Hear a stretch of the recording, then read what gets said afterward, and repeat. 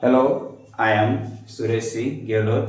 आप सभी का मेरे इस YouTube channel let's study with Gehlot sir में आपका बहुत बहुत स्वागत है।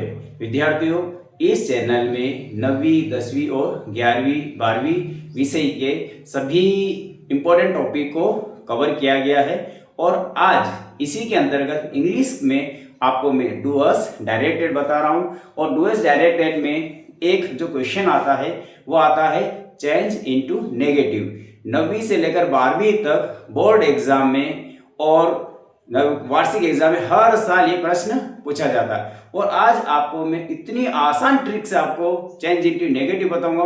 आप कभी नहीं भूलोगे, ये मेरा वादा है। पर आपको वीडियो शुरू से लेकर आखिरी तक देखनी है और आपसे एक निवेदन है, यदि आप मेरे इस चैनल में नए आए हैं तो प्लीज इस चैनल को सब्सक्राइब करें, लाइक करें और शेयर करें ताकि दूसरे विद्यार्थियों को भी इसका लाभ मिल सके। चलो, अब आपको मैं बहुत आसान तरीके से चेंज इनटू नेगेटिव बताता हूं।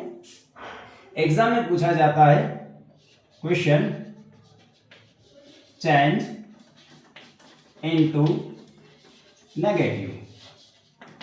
Change into negative it's means होता है आपको कोई सेंटेंस दिया है उसको आपको नकारात्मक में बदलना। इसके लिए एक सरल रूप है और सरल तरीके से और आसान ट्रिक से बता रहा हूं मैं आपको कि यदि वर्ब अगर फर्स्ट फॉर्म में आती है और नेगेटिव आप बनाते हो तो सब्जेक्ट के बाद आपको डू नॉट लगाना है और वर्ब की फर्स्ट फॉर्म आएगी। और यदि वर्ब की फर्स्ट फॉर्म में एस या ईएस जुड़ा हुआ होता है तो आपको डज नॉट लगाना है और वर्ब में से एस ईएस हट जाएगी और वर्ब किस में आ जाएगी? फर्स्ट फॉर्म में आएगी।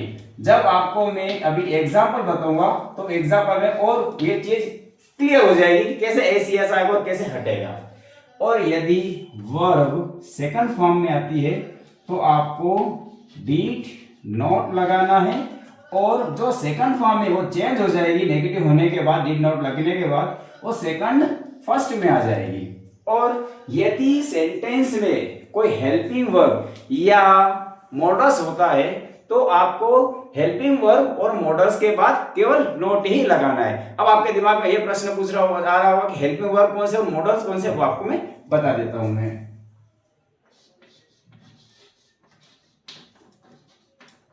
Helping verbs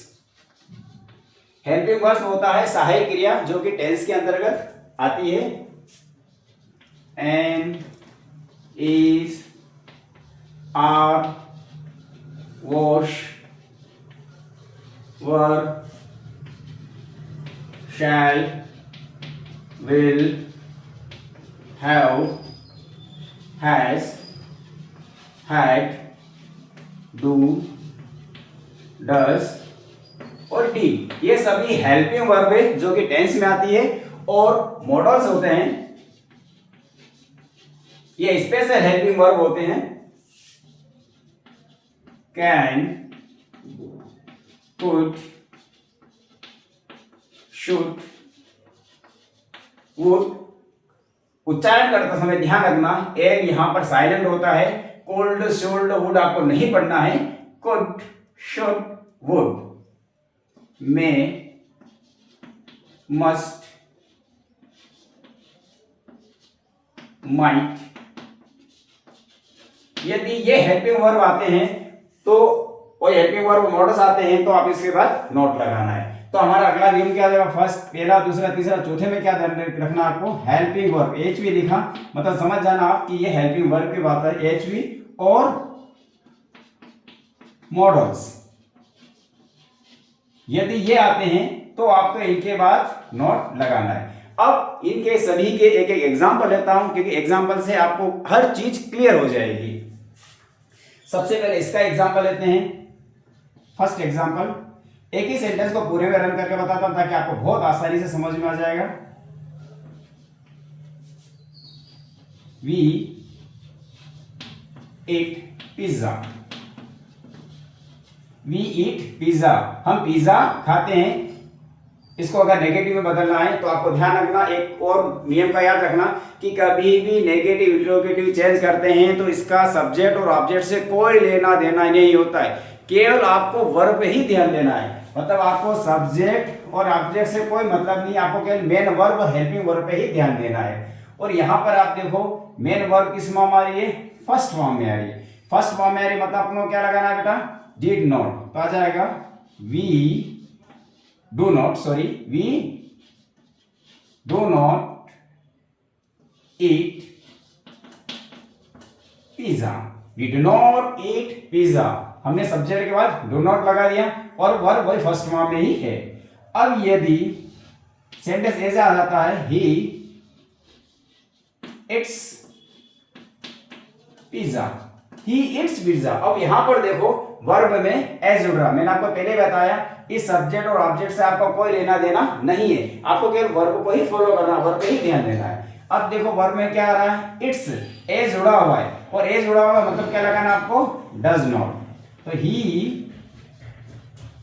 does not eat, S हट जाएगा, he does not eat pizza.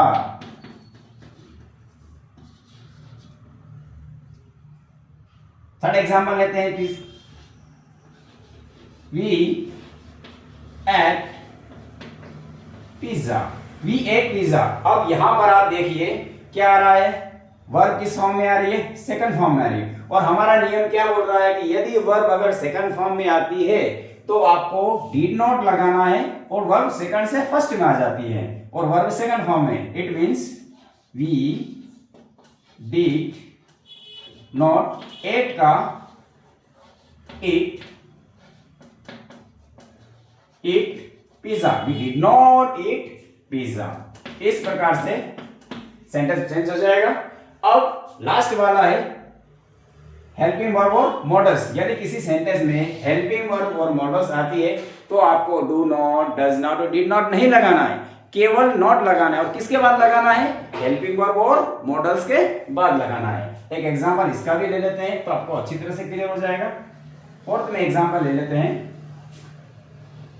We are eating pizza, we are eating pizza. तो वी, अब यहां पर आप देखो हेल्पिंग वर्ब क्या आ रही है, आर आ रही है, इट मींस आपको आर के बाद क्या लगाना है, नॉट, क्योंकि हमारा नियम ही बोल रहा है कि हेल्पिंग वर्ब मॉडल्स के बाद आपको नॉट लगाना है। तो we are not eating pizza. Sentence ऐसा था, I can write letters, I can write letters. और यहां पर देखो मॉडल्स आ रहा है यहां पर, तो इसके बाद कैन के बाद आपको नॉट लगाना, I can not write letters. We are eating pizza, हम पिज्जा खा रहे हैं, we are not eating pizza, हम पिज्जा नहीं खा रहे हैं। मैं नेगेटिव में चेंज कर दिया।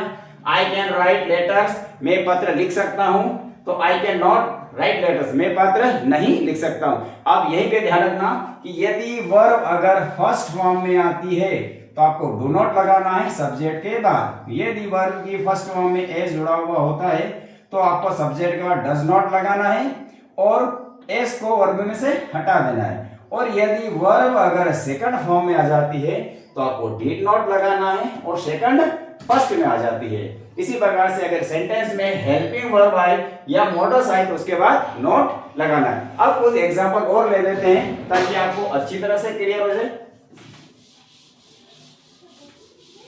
एक क्वेश्चन आपकी एग्जाम में हर बार पूछा जाता है, और नहीं हो तो आपके जो पहले के पेपर है, आप पहले के पेपर जरूर एक बार चेक करना, आपको पेपर में आइडिया हो जाएगा क्वेश्चन किस प्रकार से आता है।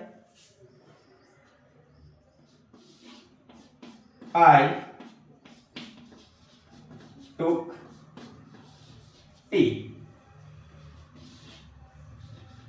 We play games.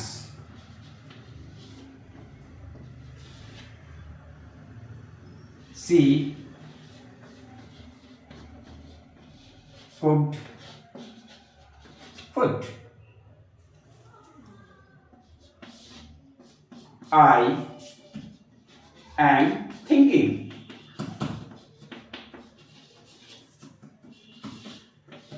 We